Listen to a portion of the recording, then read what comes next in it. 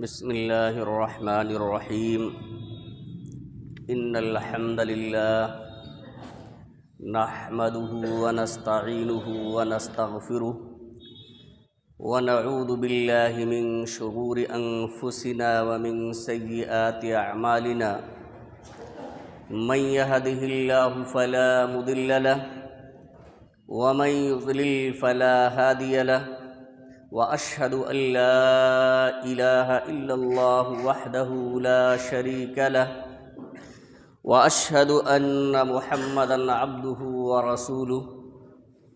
يا أيها الذين آمنوا اتقوا الله حق تقاته ولا تموتن إلا وأنتم مسلمون يا أيها الناس اتقوا ربكم الذي خلقكم من نفس واحدة وخلق منها زوجها وبث منهما رجالا كثيرا ونساء واتقوا الله الذي تساءلون به والأرحام إن الله كان عليكم رقيبا يا أيها الذين آمنوا اتقوا الله وقولوا قولا سديدا يصلح لكم أعمالكم ويغفر لكم ذنوبكم ومن يطع الله ورسوله فقد فاز فوزا عظيما أما بعد فإن خير الحديث كتاب الله وخير الهدي هدي محمد صلى الله عليه وسلم وشر الأمور محدثاتها وكل محدثة بدعة وكل بدعة ضلالة وكل ضلالة في النار فاعوذ بالله من الشيطان الرجيم بسم الله الرحمن الرحيم يا أيها الذين آمنوا كتب عليكم الصيام كما كتب على الذين من قبلكم لعلكم تتقون وقال رسول الله صلى الله عليه وسلم إذا كانت أول ليلة من رمضان صفدت الشياطين ومردت الجن وغلقت أبواب النار فلم يفتح منها باب وفتحت أبواب الجنة فلم يغلق منها باب ونادى مناد يا باغي الخير أقبل ويا باغي الشر أقصر ولله عتقاء من النار وذلك في كل ليلة رواه ابن ماجہ والترمذی۔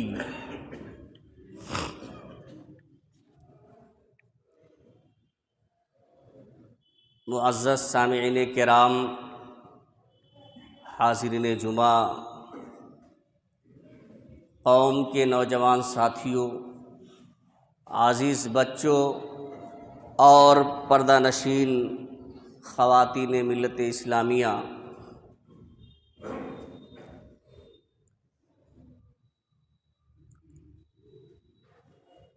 آج شعبان کی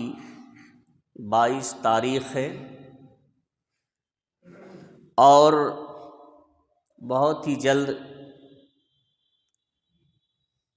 رمضان المبارک کا مہینہ آنے والا ہے،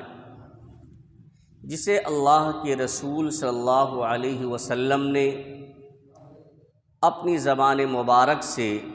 شہر مبارک یعنی بابرکت، خیر و برکت والا مہینہ فرمایا ہے۔ حاضرین گرامی، آج کے اس جمعہ کے خطبے میں اسی آنے والے مہینے کے تعلق سے کچھ باتیں میں آپ حضرات کے سامنے رکھنا چاہتا ہوں۔ اللہ رب العالمین سے دعا ہے کہ الہ العالمین ہمیں کتاب و سنت کی روشنی میں صحیح بات کہنے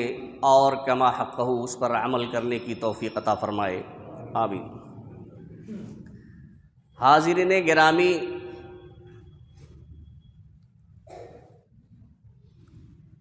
رمضان المبارک کا مہینہ ایسا عظیم مہینہ ہے جس میں اللہ رب العالمین نے لوح محفوظ سے سمائے دنیا کی طرف بیت العزت میں قرآن مجید کا ایک بارگی نزول فرمایا ہے۔ یہ اسی رمضان المبارک کے مہینے ہی میں قرآن مجید کا جو ایک ساتھ سمائے دنیا کی طرف بیت العزت میں لوح محفوظ سے نزول ہوا ہے، اتارا گیا ہے، وہ یہی رمضان المبارک کا مہینہ ہے۔ اسی بابرکت مہینے میں اللہ رب العالمین نے اس قرآن مجید کا نزول فرمایا، اور اس کے بعد آہستہ آہستہ جس طرح سے ضرورت پڑی اللہ تعالیٰ نے 23 سال میں وہاں سے قرآن مجید کا نزول فرمایا۔ تو یہ اسی مہینے میں قرآن مجید کا نزول فرمایا، جو قرآن پوری انسانیت کے لیے سراپا ہدایت ہے۔ اللہ رب العالمین نے ارشاد فرمایا شہر رمضان الذی انزل فیہ القرآن، یہ رمضان کا مہینہ ہے جس میں قرآن مجید کا نزول ہوا ہے، ھدی للناس وبینات من الھدی والفرقان۔ یہ قرآن لوگوں کے لیے ہدایت کا یہ ذریعہ ہے، اسی قرآن مجید سے ہی لوگوں کو ہدایت مل سکتی ہے۔ قرآن کو چھوڑ کر کسی اور چیز، کسی اور کتاب کے ذریعہ اگر کوئی شخص ہدایت حاصل کرنا چاہے، راہ راست پہ چلنا چاہے، ایسا ممکن نہیں ہے۔ یہ قرآن ہی ہے جو ہدایت کا سرچشمہ ہے، وَبَيِّنَاتٍ مِّنَ الْهُدَى وَالْفُرْقَانِ، اور ہدایت اور حق و باطل کے درمیان تمیز کی نشانیاں ہیں اس کے اندر۔ یعنی قرآن مجید سے ہی یہ معلوم ہو سکتا ہے کہ کون سا راستہ سیدھا ہے، کون سا راستہ ہدایت کا راستہ ہے، اور کون سا باطل کا راستہ ہے۔ اس میں تمیز کرنے والی چیزیں قرآن مجید کے اندر ہی پائی جا رہی ہیں، اور کسی کتاب کے اندر آپ کو نہیں ملیں گی۔ یعنی کتاب و سنت ہی پر جب آدمی عمل کرے گا تب جا کر کے وہ راہ راست پر ہو سکتا ہے۔ تو اس کی ایک فضیلت یہی کافی ہے کہ اس رمضان المبارک کے مہینے میں اللہ رب العالمین نے قرآن مجید کا نزول فرمایا، یہی اس کے لیے کافی ہے۔ لیکن اور چند باتیں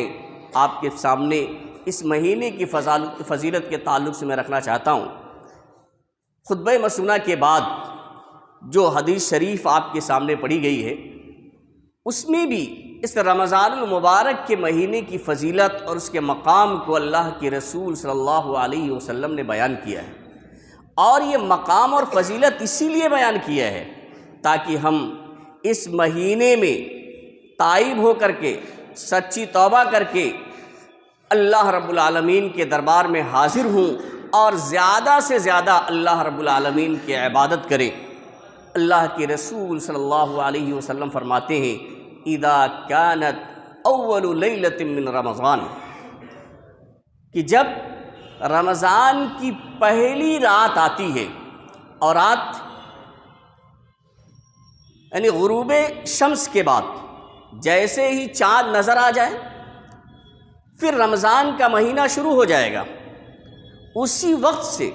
اللہ کے رسول صلی اللہ علیہ وسلم فرماتے ہیں کہ اذا كانت اول لیلۃ من رمضان، کہ رمضان کی جب پہلی رات آتی ہے تو اللہ رب العالمین کیا کرتا ہے، صفدت الشیاطین ومردۃ الجن، شیاطین اور سرکش جنوں کو جکڑ دیا جاتا ہے، قید کر دیا جاتا ہے، تاکہ وہ اللہ رب العالمین کے نیک بندوں کے دلوں میں وہ وسوسہ نہ ڈال سکیں، ان کو گناہوں کی طرف، معاصی کی طرف، غلط کاموں کی طرف نہ ابھار سکیں۔ اس لیے شیاطین کو، سرکش جنوں کو جکڑ دیا جاتا ہے، باندھ دیا جاتا ہے۔ اور وغلقت ابواب النار، اور جہنم کے دروازے بند کر دیے جاتے ہیں،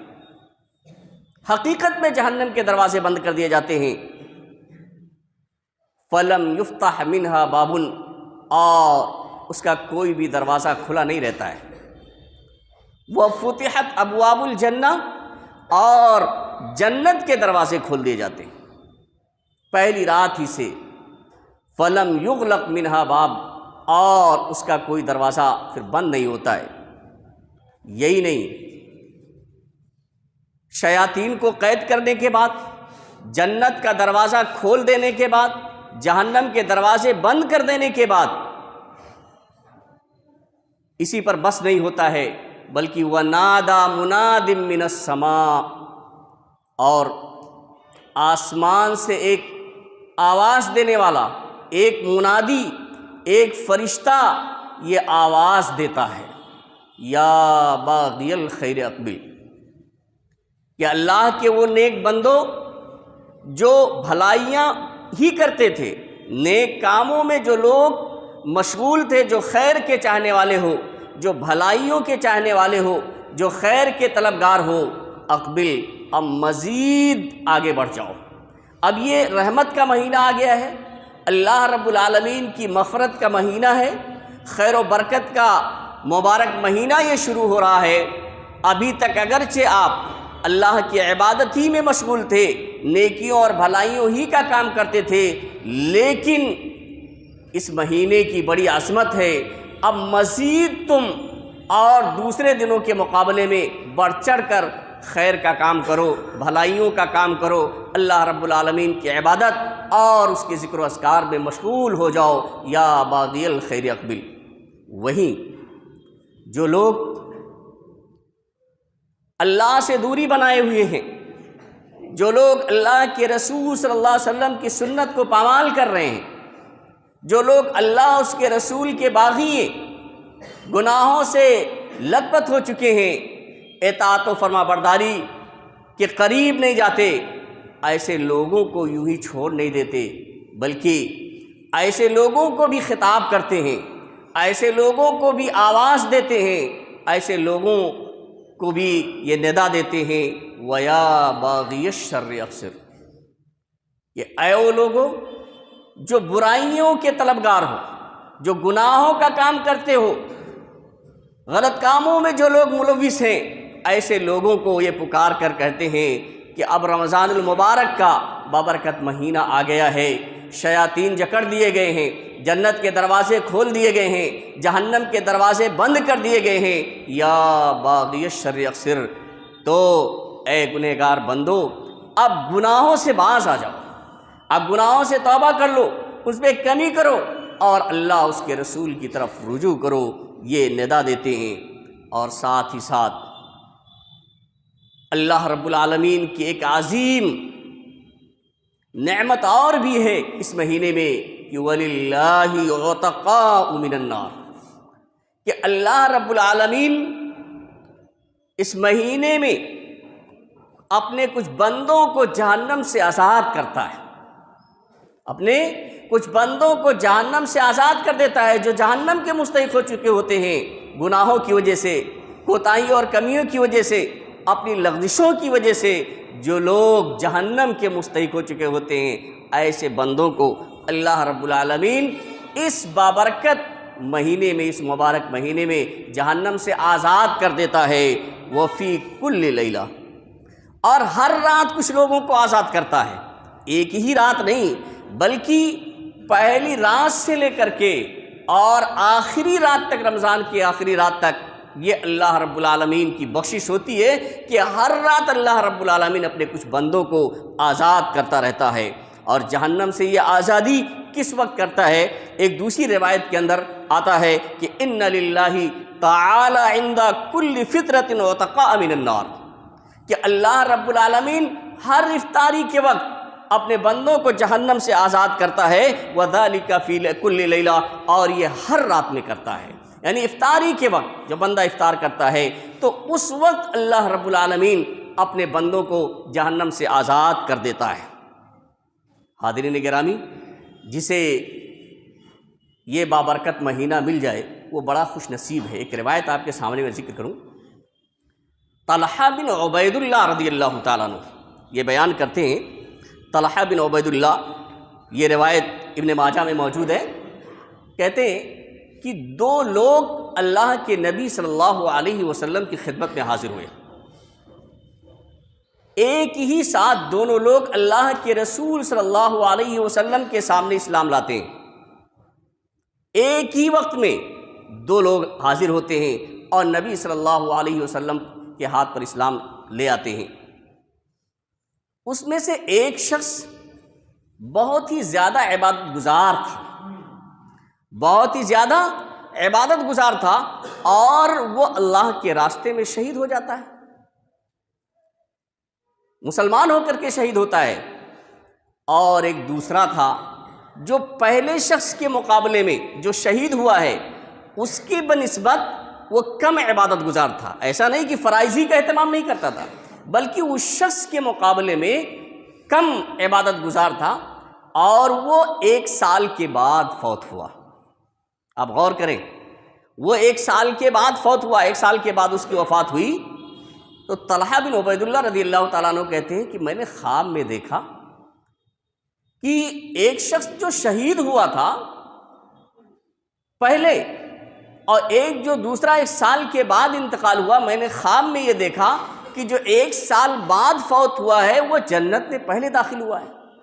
اور یہ میں نے اپنے ساتھیوں یعنی صحابہ کرام سے اس کا میں نے جب ذکر کیا تو لوگ تعجب کرنے لگے، ایسا کیسے ہو سکتا ہے کہ ایک شخص اللہ کی راستے میں اپنی جان قربان کر دیتا ہے، اپنی جان کی بازی لگا دیتا ہے، اپنی جان قربان کر دیتا ہے، شہید ہو گیا ہے، اور ایک شخص اور بہت زیادہ عبادت گزار بھی ہوا تھا، لیکن ایک شخص عام موت پاتا ہے، کیسے وہ اس سے پہلے جنت میں داخل ہو گیا؟ نبی کریم صلی اللہ علیہ وسلم تک جب یہ بات پہنچی تو آپ صلی اللہ علیہ وسلم نے اپنی زبان مبارک سے کیا ارشاد فرمایا؟ الیس قد مکث ھذا بعدہ سنہ فادرک رمضان فصامہ وصلی کذا وکذا سجدۃ فی السنہ۔ آپ صلی اللہ علیہ وسلم نے فرمایا تعجب کی کوئی بات نہیں ہے، تعجب کیوں کرتے ہو؟ کیا یہ شخص جو بعد میں وفات پایا ہے، کیا اس کے بعد 1 سال تک وہ زندہ نہیں رہا؟ اور زندہ رہا تو اس نے رمضان کا مہینہ پایا، فصامہ، اور رمضان کے مہینے کا روزہ رکھا، وصلی کذا وکذا سجدہ، اور اتنی اس نے نمازیں پڑھی سال بھر، تو فلما بینہما ابعد مما بین السماء والارض، تو ان دونوں کے درمیان جنت کا میں جو فاصلہ ہوگا اتنا فاصلہ ہوگا، اتنی دوری کا جو آسمان و زمین کے درمیان ہے۔ آپ غور کریں، شہید کا کتنا اونچا مقام ہے، بڑا اونچا مقام ہے، اور اس سے بھی جو 1 سال زیادہ زندہ رہا، اس نے رمضان کا مہینہ پا لیا، اور اس رمضان کے مہینے میں رمضان کے روزے رکھے اور نمازیں پڑھی پورے سال، تو اللہ کے رسول صلی اللہ علیہ وسلم فرماتے ہیں کہ ان دونوں کے درمیان جنت میں اتنا فاصلہ ہوگا جتنا کہ آسمان و زمین کے درمیان ہے۔ آپ اندازہ کر سکتے ہیں کہ کتنا خوش نصیب ہے وہ لوگ جنہیں رمضان المبارک کا مہینہ مل جائے۔ حاضرین گرامی، رمضان میں یہ ایسا مہینہ ہے کہ اگر کوئی شخص اس مہینے کے اندر اللہ رب العالمین کی توفیق سے عمرہ کر لیتا ہے، اسے عمرہ کرنے کا موقع مل جاتا ہے، عمرہ کراتا ہے، تو اللہ کے رسول صلی اللہ علیہ وسلم نے فرمایا ہے کہ وہ میرے ساتھ حج کرنے کے برابر اجر و ثواب پائے گا۔ ایک روایت ہے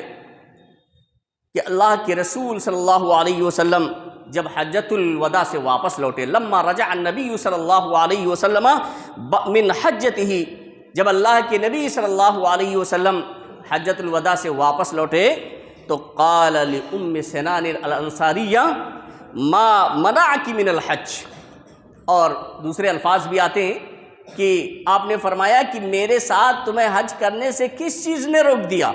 میں حج پہ نکلا تھا، میں نے حج کیا، تو میرے ساتھ آپ حج پہ کیوں نہیں گئی؟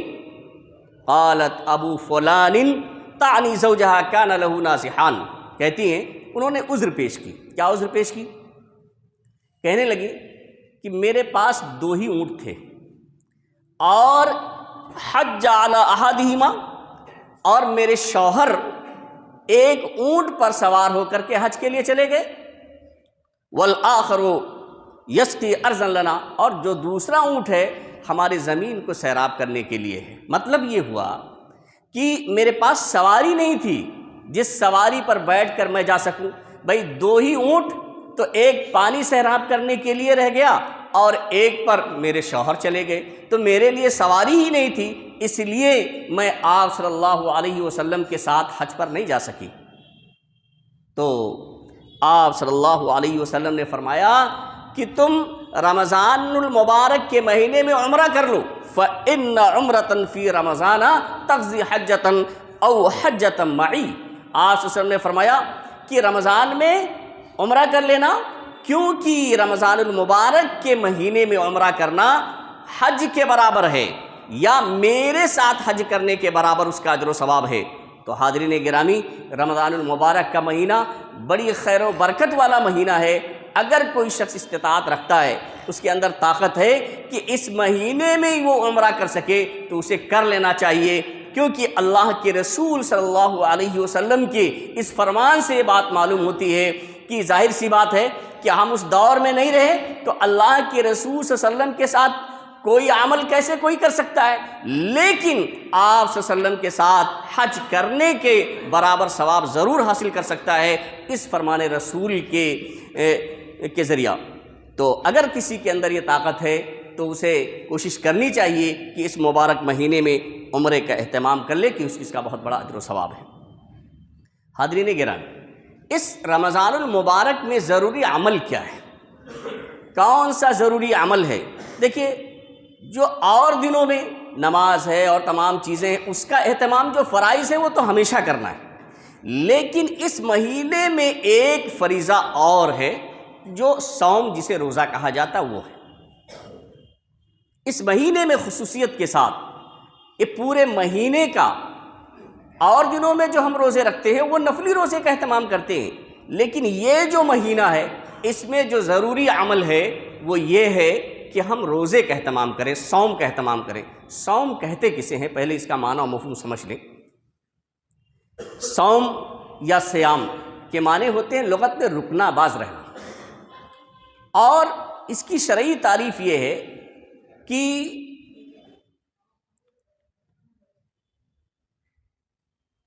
صبح صادق سے لے کر کے، دیکھیں سورج شروع نہیں، صبح صادق جب ہو جائے، جب فجر کا وقت ہو جاتا ہے، تو صبح صادق سے لے کر کے غروب آفتاب تک، یعنی جب تک سورج غروب نہ ہو، کھانے پینے سے، بیوی سے ہم بستری کرنے سے اور دوسری فحش چیزوں اور منکرات سے باز رہنے کو، رکے رہنے کو صوم کہا جاتا ہے۔ صوم صرف یہی نہیں ہے کہ آپ نے کھانا پینا چھوڑ دیا، بیوی سے قربت اختیار کرنا چھوڑ دیا ہے، اور آپ گالی گلوچ کر رہے ہیں، لڑائی جھگڑا کر رہے ہیں تو صوم ہو گیا، نہیں، بلکہ جس طرح سے